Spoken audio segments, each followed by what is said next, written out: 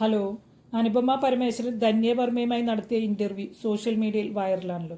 ഇതിനെ തുടർന്ന് നാർസിസിസ്റ്റ് അബ്യൂസിനെ പറ്റി വലിയ ചർച്ചകളാണ് ദേശീയ തലത്തിൽ തന്നെ നടക്കുന്നത്. ആളുകൾക്ക് ഇതിനെപ്പറ്റി ഒരു തിരിച്ചറിവുണ്ടാവുന്നത് കുറേ പേർക്കെങ്കിലും ഉപകാരപ്പെടട്ടെ. അനുപമ തന്നെ തൻ്റെ ഇന്റർവ്യൂവിൽ ഇതിനെപ്പറ്റി വിശദീകരിക്കുന്ന 2 സിനിമകൾ സജസ്റ്റ് ചെയ്യുന്നുണ്ട്. ഐശ്വര്യലക്ഷ്മി നായികയായ അമ്മുവും രാഷ്മിക മന്ദാനയുടെ ദ ഗേൾ ഫ്രണ്ടും. ഇത് രണ്ടും അന്യഭാഷാ ചിത്രങ്ങളാണ്. അപ്പോഴാണ് മലയാളത്തിൽ ഇതുപോലെ ഹിറ്റായ ആളുകളുടെ ഏറ്റെടുത്തിട്ടുള്ള സിനിമകൾ വന്നിട്ടുണ്ടോ എന്ന് ചിന്തിക്കുന്നത്. അങ്ങനെയുള്ള സിനിമകൾ ഉണ്ടായിട്ടുണ്ടോ എന്നൊരു തോന്നലുണ്ടാകുന്നത്. അതുകൊണ്ട് തന്നെ നാർസിസിക് അബ്യൂസ് സ്വഭാവമുള്ള സിനിമകൾ മലയാളത്തിൽ വന്നിട്ടുണ്ടോ എന്ന് തിരഞ്ഞു നോക്കി. പൊതുവെ ഇന്ത്യൻ സിനിമയിൽ പറയാൻ പേടിക്കുന്ന മടിക്കുന്ന സബ്ജക്ട്സ് കാണുന്നവർക്ക് വിയേഡായി തോന്നാത്ത രീതിയിൽ ധൈര്യത്തോടെ ചെയ്തു വെക്കാൻ നമ്മുടെ ഫിലിം മേക്കേഴ്സിന് ഒരു പ്രത്യേക കഴിവ് തന്നെയുണ്ട്. അപ്പോൾ നമ്മുടെ മെയിൻ സ്ട്രീമിൽ വന്നിട്ടുള്ള നാർസിസിക് അബ്യൂസിനെ കുറിച്ച് സംസാരിക്കുന്ന പ്രേക്ഷകർ ഏറ്റെടുത്ത ചില സിനിമകളെക്കുറിച്ചാണ് നമ്മളിന്ന് വീഡിയോയിൽ നോക്കാൻ പോകുന്നത്. വെൽക്കം ടു മല്ലൂസ് വീ.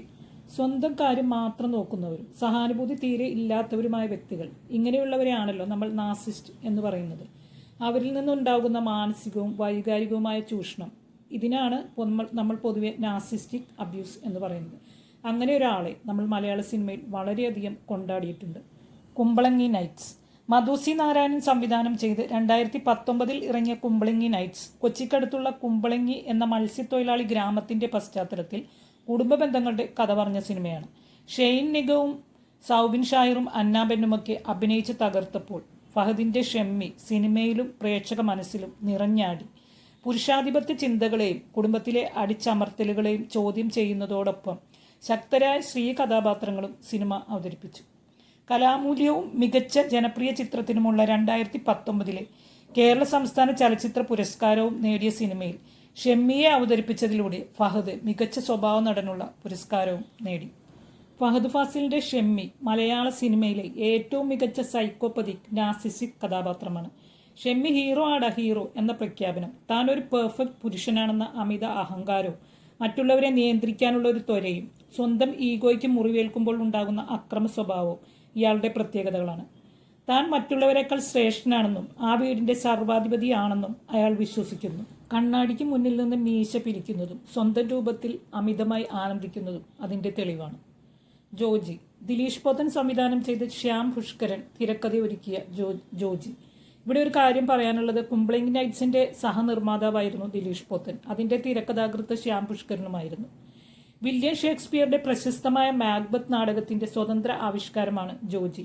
ജോജിയെ അവതരിപ്പിച്ചതും ഫഹദ് തന്നെ. ദിലീഷ് പോത്തൻ മികച്ച സംവിധായകനുള്ള സംസ്ഥാന അവാർഡും നേടി. ഫഹദിന്റെ അഭിനയത്തിലെ വേറിട്ട ഒരു മുഖം ജോജിയിൽ കാണാം. സ്വന്തം കുടുംബാംഗങ്ങളെക്കാൾ താൻ മികച്ചവനാണെന്ന അമിത വിശ്വാസവും തനിക്ക് അർഹിച്ച പദവി ലഭിക്കാൻ വേണ്ടി ക്രൂരമായ കാര്യങ്ങൾ ചെയ്യാൻ മടിക്കാത്തതുമായ ഒരു ഇരുണ്ട നാർസിസ്റ്റിക് സ്വഭാവമാണ് ജോജിക്കുള്ളത്. ജോജി പുറമേക്ക് വളരെ ശാന്തനും ഭീരുവും പരാജയപ്പെട്ടവനുമായിട്ടാണ് ജീവിക്കുന്നത്.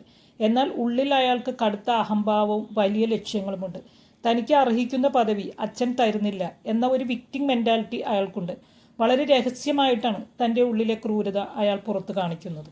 2012 രഞ്ജിത്തിന്റെ രചനയിലും സംവിധാനത്തിലും പുറത്തിറങ്ങിയ ഒരു മികച്ച സാമൂഹിക പ്രാധാന്യമുള്ള സിനിമയാണ് സ്പിരിറ്റ്. മദ്യപാനം വ്യക്തിജീവിതത്തിലും കുടുംബത്തിലും സമൂഹത്തിലും ഉണ്ടാക്കുന്ന ദൂഷ്യവശങ്ങളെ വളരെ ലളിതവും എന്നാൽ ശക്തവുമായി ഈ സിനിമ കാണിച്ചു തരുന്നു. ഇതിൽ മോഹൻലാൽ അവതരിപ്പിച്ച രഘുനന്ദൻ എന്ന കഥാപാത്രത്തിന് ഒരു പരിധിവരെ നാർസിസ്റ്റിക് സ്വഭാവവിശേഷങ്ങൾ ഉണ്ട്. രഘുനന്ദൻ അഹന്തയും ബുദ്ധികൂർമ്മതയും ഒത്തുചേർന്ന ഒരു വ്യക്തിയാണ്. എന്നാൽ പങ്കാളിയെ ക്രൂരമായി മാനസികമായി പീഡിപ്പിക്കുന്ന തരം നാർസിസ്റ്റിക് അബ്യൂസ് നടത്തുന്ന വില്ലൻ സ്വഭാവമല്ല രഘുനന്ദൻ്റേത്. എന്നാൽ താൻ മറ്റുള്ളവരെക്കാൾ ബുദ്ധിയുള്ളവനും ഉയർന്നവനുമാണെന്നും തൻ്റെ ചിന്തകളും തത്വങ്ങളുമാണ് ശരിയെന്നും അയാൾ വിശ്വസിക്കുന്നു. ഒരു കടുത്ത മദ്യപാനിയാണെങ്കിലും അയാൾ അതിൽ ന്യായീകരണങ്ങൾ കണ്ടെത്തുന്നുണ്ട്. രാഷ്ട്രീയക്കാരെയും അധികാരികളെയും സമൂഹത്തിലെ മറ്റുള്ളവരെയും അയാൾ പുച്ഛത്തോടും നിന്ദയോടുമാണ് കാണുന്നത്. എന്നാൽ യഥാർത്ഥ നാർസിസ്റ്റിക് പേഴ്സണാലിറ്റി ഡിസോർഡർ ഉള്ളവരിൽ നിന്ന് വിഭിന്നമായി ഇയാൾ മനസ്സിൽ ഒരു സഹാനുഭൂതി കാത്തുസൂക്ഷിക്കുന്നുണ്ട്. അതുകൊണ്ട് ഇയാൾ നാർസിസ്റ്റിക് ജീനിയസ് ആണെങ്കിലും ക്രൂരനായ ഒരു നാർസിസിസ്റ്റ് അല്ല. രാജാവിൻ്റെ മകൻ. 1986 റിലീസ് ചെയ്ത് ആ വർഷം ഏറ്റവും കൂടുതൽ പണം വാരിയ ഒരു സിനിമയാണ് രാജാവിൻ്റെ മകൻ. മലയാള സിനിമാ ചരിത്രത്തിലെ തന്നെ ഏറ്റവും വലിയ നാഴികക്കല്ലുകളിൽ ഒന്നായ ഈ ഗ്യാങ്സ്റ്റർ ചിത്രം ഡെന്നിസ് ജോസഫിന്റെ തിരക്കഥയിൽ സംവിധാനം ചെയ്തത് തമ്പി കണ്ണന്താനമാണ്. സിഡ്നി ഷെൽഡന്റെ റേഞ്ച് ഓഫ് ഏഞ്ചൽസ് എന്ന നോവലിനെ അടിസ്ഥാനമാക്കിയുള്ളതായിരുന്നു ഈ സിനിമ. ഈ ചിത്രത്തിന് മുമ്പ് വില്ലൻ വേഷങ്ങളിലും സാധാരണക്കാരനായ നായകനായും തിളങ്ങിയിരുന്ന മോഹൻലാലിനെ ഒറ്റ രാത്രി കൊണ്ട് സൂപ്പർ സ്റ്റാർ പദവിയിലേക്ക് ഉയർത്തിയ വിൻസെന്റ് ഗോമസ് എന്ന അണ്ടർവേൾഡ് ഡോണിൽ ശക്തമായ നാർസിസിസ്റ്റ് ഘടകങ്ങളും വലിയ ഈഗോയും കാണാം. രാജാവിന്റെ മകന് കിരീടം എന്തിനാടാ എന്ന ഡയലോഗ് തന്നെ ഇയാളുടെ അമിതമായ ആത്മവിശ്വാസത്തിന്റെ തെളിവാണ്. താൻ നിയമവ്യവസ്ഥയ്ക്ക് മുകളിലാണെന്ന് വിശ്വസിക്കുന്ന ഒരാൾ ഈഗോയ്ക്ക് മുറിവേക്കുമ്പോൾ അയാൾ അക്രമാസക്തനാകുന്നു, പകരം വീട്ടാനിറങ്ങുന്നു.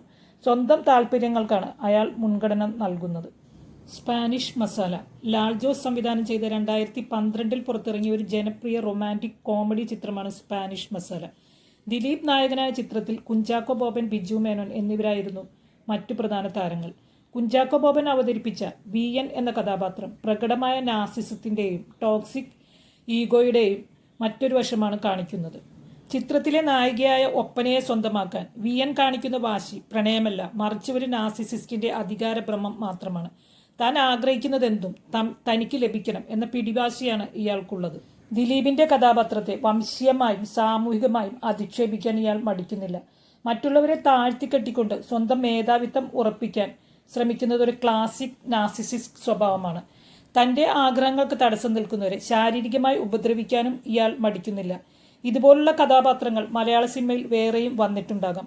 അങ്ങനെ നിങ്ങൾക്ക് തോന്നുന്ന കഥാപാത്രങ്ങളെക്കുറിച്ച് കമന്റ് ചെയ്യുമല്ലോ. മലയാള സിനിമയിൽ ടോക്സിക് ബന്ധങ്ങളെക്കുറിച്ചും വൈകാരിക ചൂഷണങ്ങളെക്കുറിച്ചും വിജയകരമായി ചിത്രീകരിച്ച സിനിമകൾ നിരവധിയുണ്ട്. അവയെക്കുറിച്ച് ഇനിയൊരിക്കലാവാം. വീഡിയോ കണ്ടതിൽ ഒരുപാട് സന്തോഷം. വീഡിയോയെക്കുറിച്ചുള്ള നിങ്ങളുടെ അഭിപ്രായങ്ങൾ കമന്റ് ചെയ്യുമല്ലോ. വീഡിയോ ഇഷ്ടമായ ലൈക്ക് ചെയ്യാനും സബ്സ്ക്രൈബ് ചെയ്യാനും മറക്കരുത്. ഇനിയും നല്ലൊരു സിനിമാ വിശേഷവുമായി വീണ്ടും കാണാം. അതുവരെ ബായ്.